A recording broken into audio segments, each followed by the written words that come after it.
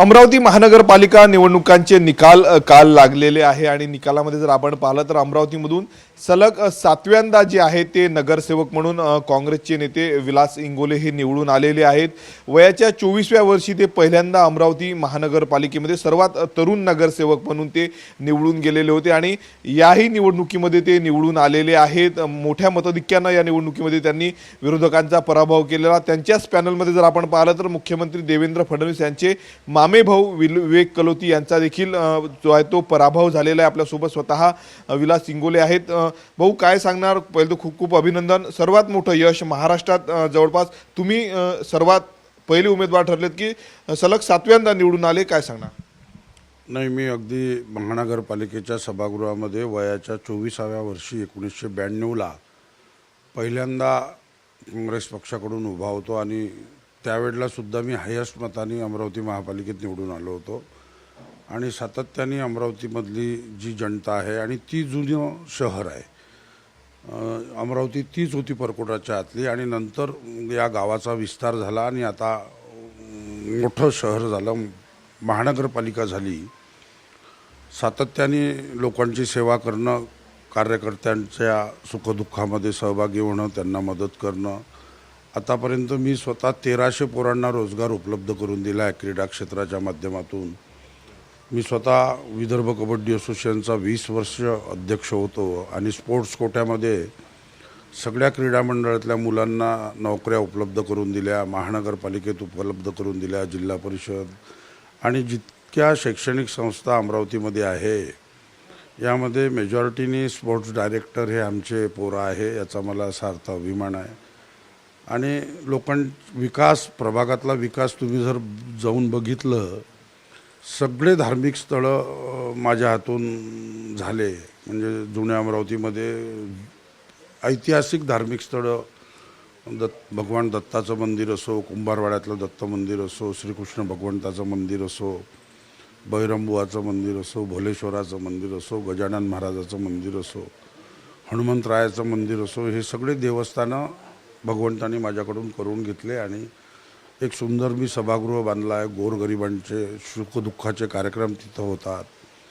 मंदिर बांधलं तर एक दर्गाही फार सुंदर मी बांधली माझ्या प्रभागामध्ये। आणि एकीकडे अमरावती शहरात अनेक नेते हिंदू मुस्लिम करण्याचा प्रयत्न करत असताना तुमच्या प्रभागामध्ये हिंदूंसाठी मंदिर बांधलं आणि मुस्लिमांसाठी देखील मस्जिद नाही, स्वातंत्र्यपूर्व काळापासून आमच्या जुन्या अमरावतीमध्ये सर्व जाती धर्माचे लोक राहतात आणि काही असा भेदभाव नाही, प्रत्येकाला मदत करण्याची भूमिका माझी राहते आणि नेहमी सगळ्यांना सहकार्य। म्हणजे कोरोनाच्या काळामध्ये बघा, मी एक ट्रक धान्य वाटलं, 45 लोकांना स्वतः जुन्या अमरावतीतल्या लोकांना ॲडमिट केलं, सगळ्यांना सहकार्य केलं आणि मलासुद्धा कोरोना झाला होता, परंतु भगवंताच्या ईश्वराच्या आशीर्वादाने मी त्याच्यातून बाहेर निघालो।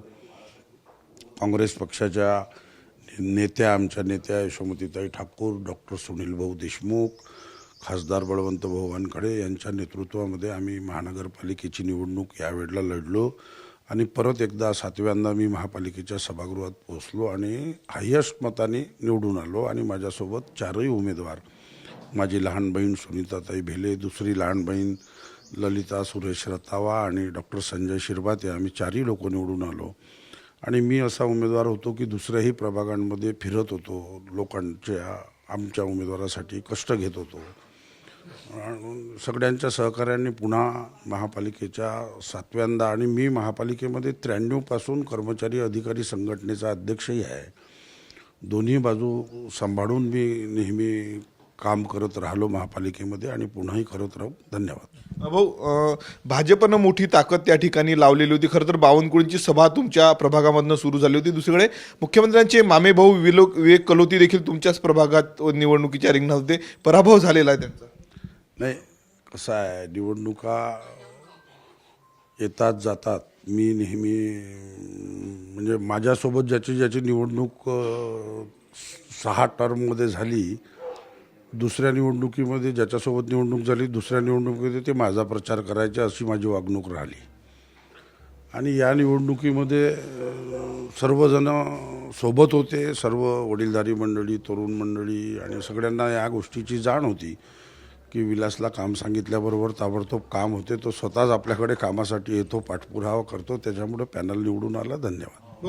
आपण पाहतो अनेकदा नगरसेवक 5 वर्षातच त्यांना नाकारलं. तुम्हाला सलग 7दा निवडून दिलेला आहे. काय या यशाचं गुपित आहे, काय सांगणार? कसं आहे, महानगरपालिकेची निवडणूक ही सगळ्यात कठीण निवडणूक असते.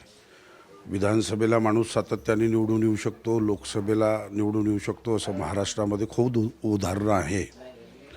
परंतु महापालिकेत निवडून मी सकाळी रोज उठल्याबरोबर सायकलनी प्रभागात फिरायचो आणि प्रत्येकाच्या कसं आहे, विकासाच्या कामासोबत लोकांच्या सुखदुःखाच्या कामात त्यांना मदत करणे हे पहिलं कर्तव्य आहे.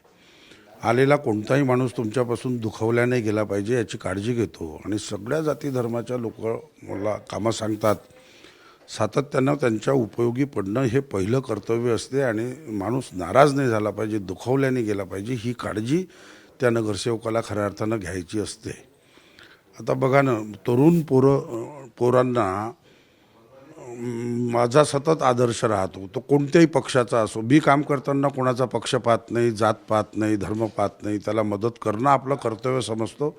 म्हणून सातत्यानं लोक माझ्यासोबत राहतात, आहे, पुढेही राहील. धन्यवाद. नक्कीच हे विलास इंगोले होते, माजी महापौर अमरावतीचे.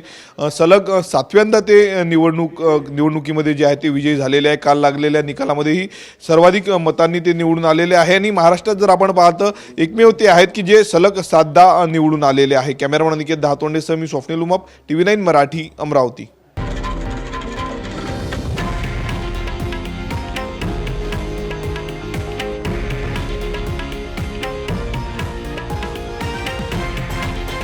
हे आहे देशातील नंबर 1 न्यूज नेटवर्क आणि आपण पाहत आहात TV9 मराठी, एकमेव.